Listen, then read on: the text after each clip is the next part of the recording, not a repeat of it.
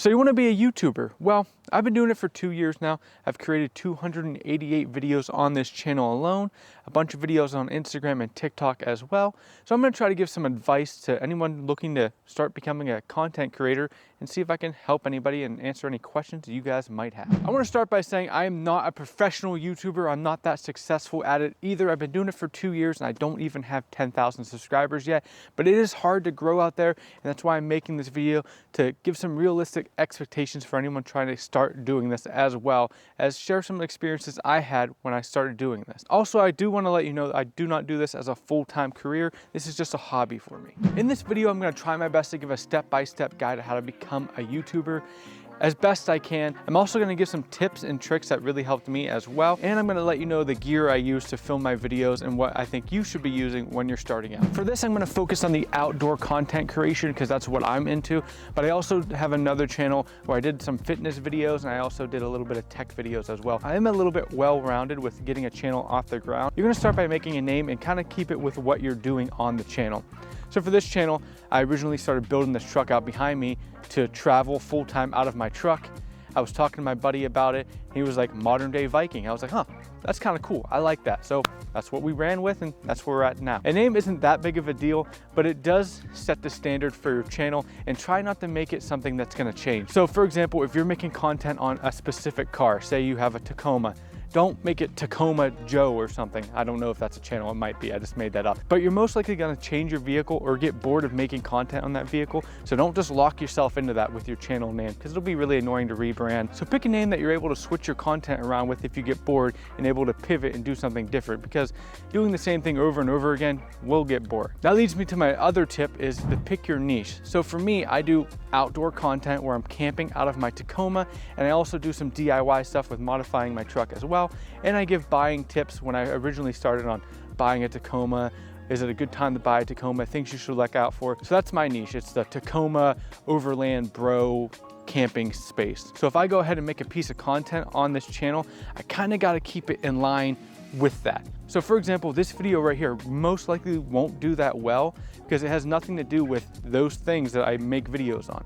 So the people that are watching my videos don't really care about becoming a YouTuber, or they do, or maybe you do. And that's why I want to make this video, is try to help people. Now, my next tip here is do not get discouraged. Rome wasn't built in a day, and neither was a YouTube channel. It takes a long time to get that ball rolling, to get the subscribers, get the comments, get the likes. It takes a long time. So for your first, I would say 100 videos, don't even worry about it.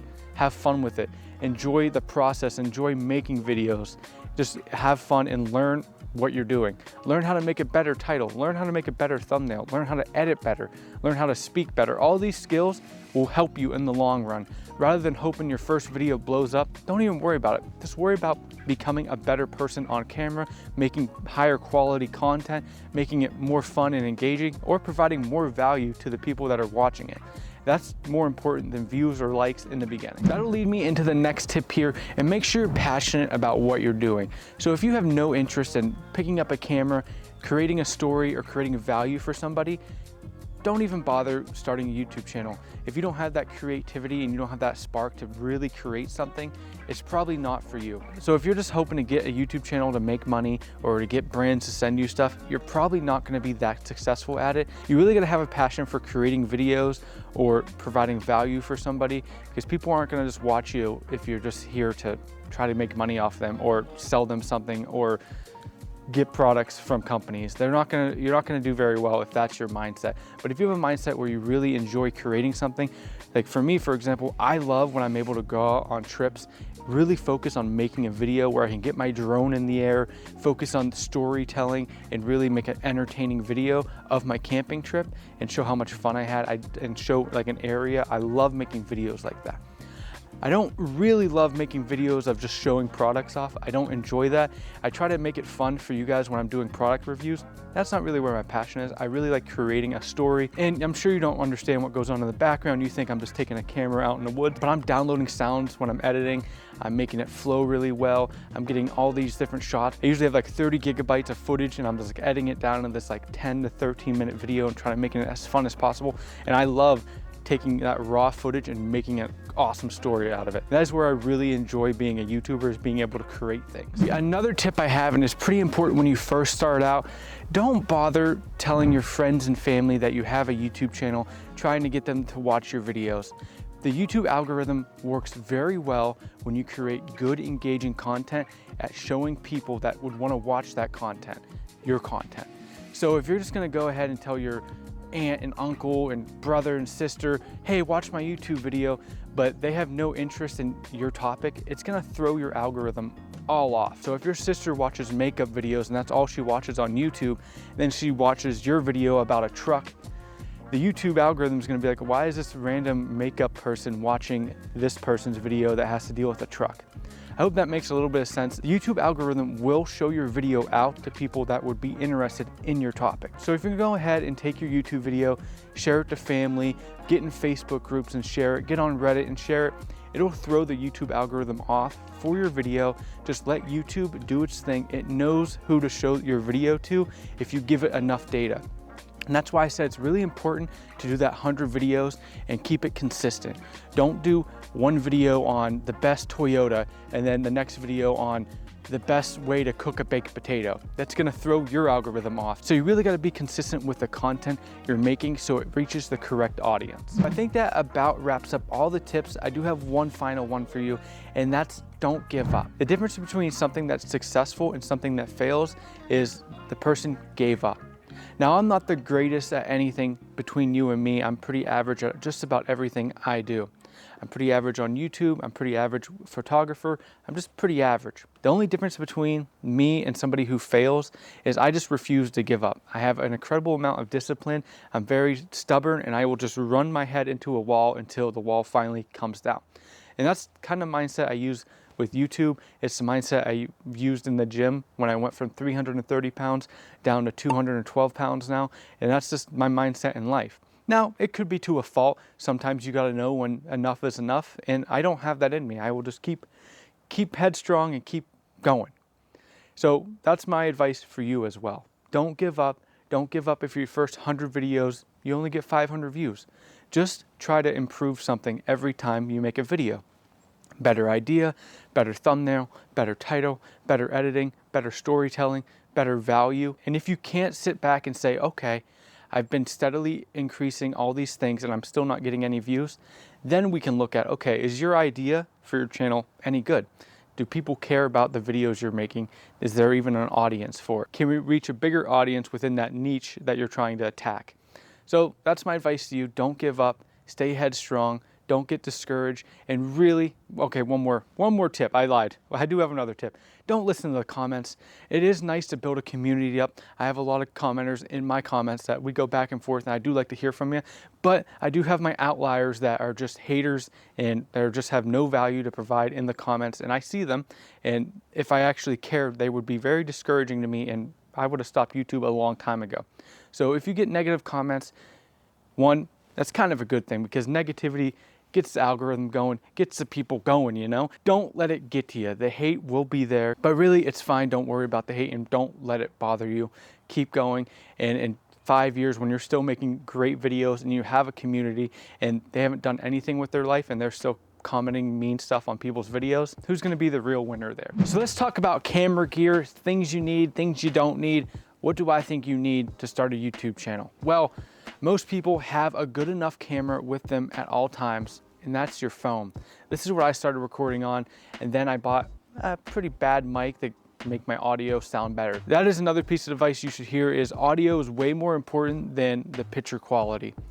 People can deal with bad quality video. For example, when it gets dark out on my camping trips, the quality goes down incredibly because my camera gear I have doesn't really work too good at night.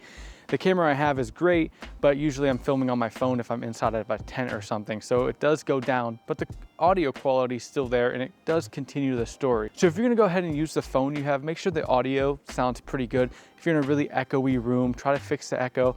You can do that by hanging blankets up, maybe hanging those foam pads up, or go outside, but make sure you're not yelling at the camera. I did that in a couple of my beginning videos because I was using my phone mic with no external mic. I was just screaming at the phone camera and it was pretty funny, but nowadays I have a little mic here and a full camera, but for a while, at least until you maybe hit 1,000 subscribers or you see it really going up and people are saying, hey, you should make the quality sound a little bit better, or you should make the picture quality better, then maybe decide to upgrade. Don't just go ahead and before you even start your channel name, buy a camera and a mic. That's gonna waste your time, and that's not important right now. What's important is getting the skill set to make a video, learning how to edit, learning how to make a thumbnail, learning how to make a good title. That's way more important than getting a $3,000 camera and an $80 mic on your chest.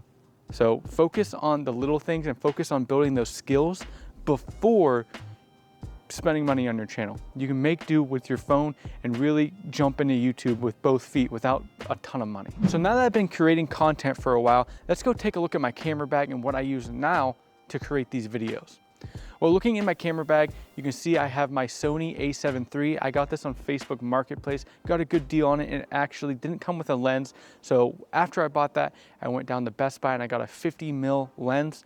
It's another Sony lens. It's a basic $200 lens, and it was enough to get me started. And that 50mm lens is what I still use today to film these videos. I'm a big fan of it, and it performs really well in low light. If you don't know anything about cameras or gear like that, I'm not gonna go too in depth with this. I'm just gonna talk a little bit about the gear I'm using, so you can look back at this when you wanna upgrade and see what I was using at the time. I also have a wide angle lens. This is good for inside vehicles and getting close up when I'm cooking. I also use this when I film on my other channel when I'm sitting inside of my office. It allows me to get closer to the camera and show a wide angle shot. It also works good for landscape photos. And I also take photos on Instagram. You can use a camera for that as well, which is great to make content on 2 different platforms so you can continue to grow. Also in here, I have a shotgun mic that I don't use too much because it makes a lot of echo. I did not like it, and it also has a lot of wind noise. I switched to this wireless mic here, and I've been using it for over a year now, and I'm a big fan of this wireless mic. I don't even remember the brand of it. It's a Hollyland, I don't know. Got it off Amazon. It works really good. There's 2 separate ones, so when I'm talking with another person, they can have a mic and be clipped up too, and it sounds great. I also carry extra batteries for my camera, and that charging case for my mic stays inside my camera bag as well, which is great, so my mics are always charged. And I also have my drone in my camera bag. This is a DJI Mini, I think 3 or 2, I don't know. I've had it for quite a while. It works good enough. It's not the highest quality picture, but it does work good enough for me to get those aerial shots when I feel like it. Now the drone I thought was gonna be a great purchase, but to be honest, when you're out making a video and you're trying to keep the story going and you're traveling in your truck and you're doing all this stuff, it becomes kind of tedious to get out of your truck, get the drone down, get it up in the air. And it's not even tedious as the fact that it's annoying to do that and take the time to do that, but there's other people where, or at least I'm camping and on the roads, so I'm always worried that someone's gonna pass or mess up my shot or run over my drone when I'm taking off or something like that. So I end up not really using the drone as much as at least I would like to. I'm hoping I can start using it a little bit more on my adventure videos and really use it purposely and set time aside to use the drone, because it does take about 10 minutes usually to get up in the air because it's a prep time. I got to put my phone in the controller. Very annoying. And I do have my controller in there as well. I also have a filter for my lenses to cut down on the sun when it's really sunny, because I like to shoot outside a lot. My hands are so cold. It is cold out and I do not handle the cold very well. It's kind of ironic that my name is Modern Day Viking on here, because I don't handle the cold as well at all. It's like 45, maybe 38 degrees out here. I have a winter coat on, my hands are freezing. It's going not well out here. But I also have with me a GoPro Hero 9. You don't need to buy the most expensive, newest action camera, to be honest with you. I got this for like $100 off Facebook Marketplace, and it works great for those action shots. If I'm riding my bike or I'm on my paddle board, or if I want to hang it out the door of the truck or clip it on the side of the truck to get some shots, it works great for that. And it works great if it's raining outside. I can just have it out there and not have to worry about my expensive camera getting damaged. So you don't need an action camera depending on what you're shooting, but for me, I do like to fill in some of my adventure videos with a couple action video shots to take it up the next level. And it works really good for like a POV. If you're like doing a hike, or sometimes I'm cooking out of the back of the truck and I do a POV, it does work really good for that. Other than the tripod I got, which I got from Walmart, it was cheap and it works really good. I also have my 70-200 G Master lens. This is a big boy expensive lens, but I love it for pictures. And it forces me to go out and take pictures because it was so much money. For me, at least living in PA, there isn't many cool things to take pictures of. If you look behind me and look at the scenery behind me, it's dead, it's stick season here, it's gross, the leaves are gone. It just isn't that pretty out here, and it doesn't make the truck look good. It just all around isn't very fun to take pictures here in PA, and it does really bring me down. I don't really feel like going out to take pictures when it looks bad out like this. But having this big lens is great. I love it for Instagram pictures, having the range, but I love this lens. It's great for taking pictures of the truck out on the trail. I love it. It's crystal clear. It's a fantastic lens if you like taking pictures. I'll link to everything down below if you're interested. If I missed something, I'll just have everything listed down below. But into the software, you're gonna need a decent computer to edit videos. I'm sure most people have one. I actually started out editing videos on my phone. There's some pieces of software out there that you can do that as well. But after about 10 videos of that, I ended up using my computer and finding a piece of software to edit on. So I use Filmora 13. Right now, I think they're all the way up to 14. And the reason why I use Filmora, other than like Adobe Premiere, is I hate the Adobe line of products. I hate that monthly fee that you have to pay to use their products. I prefer just buying something once and having the license forever. That's why I use Filmora. So into my photo editing for thumbnails and Instagram, for changing light and color, I use Luminar or something like that. I don't really know what it's called. I'll link to it down below. Again, it was a one-time purchase. It has a bunch of tools in there to mess with the color, make a photo look good. I can erase things. And then I take it up another notch for my thumbnails and pictures if I need to take something out of the clouds, or when I add my text in there, or when I put my face on a thumbnail. I'm using GIMP. It's a free software. It works great. It's a little clunky, and you are going to have to watch some tutorials on all these products to actually be able to use them correctly. But over 2 years of me creating content on here, I spent about $200 on my editing software, rather than having to pay $30 a month or whatever Adobe is forever. I hate that. Then for music and sounds, I'm using Epidemic Sounds. I think that's how you say it. It's really great for storytelling. Let's say, for example, when I'm making outdoor content and I have video of the truck doing something cool, I'll put some rock music behind it and really give it a nice mood. But if I'm just chilling by a campfire, I'll put some country music, a little bit of like outdoorsy hiking music, and you can search by mood on this as well. Now this does cost $17-ish a month, but I'm telling you, it really has taken my videos up. I've been paying for it for like a year and a half, not affiliated at all, but it works great for storytelling. Now, if you're just doing talking head videos like this, you could get away with using the YouTube library music for free. But I also really like the sounds that are built in to Epidemic Music. I can't even say it, but they have sounds in there as well. So when I'm making like an aesthetic camping video, I can add like fire crackling noises, or maybe some outdoors wood noises, or maybe if I'm taking a video of a stream and I don't really have the audio, I can put a stream in the background. It just takes my storytelling up a notch, and it works really great for that. So if you're interested in that, it'll be down below. Not affiliated at all. It's just the stuff that I use, and I hope I can share it with you, because there's a lot of learning that goes into becoming a YouTuber. It's not as simple as picking up a camera and standing in front of it. There's a lot of skills that you need to learn, and a lot of skills that you need to hone to really make a great YouTube channel and make great videos for your community. I hope this video has helped anybody who wants to become a content creator. I've always dreamed of doing this, and it feels crazy that I'm able to actually do this and have a community, and I love it. Ever since I was like 15 years old, watching PewDiePie play video games. If you don't know who that is, he's a gamer YouTuber. I grew up watching him, and I've always dreamed of being a YouTuber and being able to make these videos and create content for people, and just having the skill set to do that has been a dream come true for me. So I just wanted to share that dream with anybody else out there, and I hope this was useful to you. I hope I provided value. If I did, please hit that like button, hit the subscribe button. It means a ton to me. We're on the road to 10,000 subscribers, and if you hit that subscribe button, we'll be one step closer. Also, check this video out right here. It is pretty good. I did really good on it. It was back when it was warm out and I wasn't freezing. Look at these hands, they look purple. All right, I'm going inside, I'm cold. I will see you in the next video.